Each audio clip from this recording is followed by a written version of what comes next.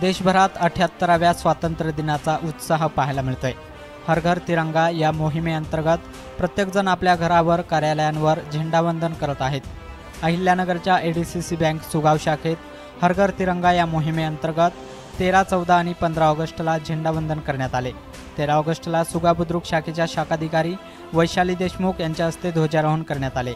14 ऑगस्टला सुभाष अण्णासाहेब देशमुख तसेच आज 15 ऑगस्टला मेजर दिगंबर प्रभू देशमुख यांच्या हस्ते ध्वजारोहण संपन्न झाले। यावेळी दीपक महाराज देशमुख, स्थानिक ग्रामस्थ, शाळेतील मुले आणि सुगाव बुद्रुक विविध कार्यकारी सोसायटीचे सर्व संचालक उपस्थित होते।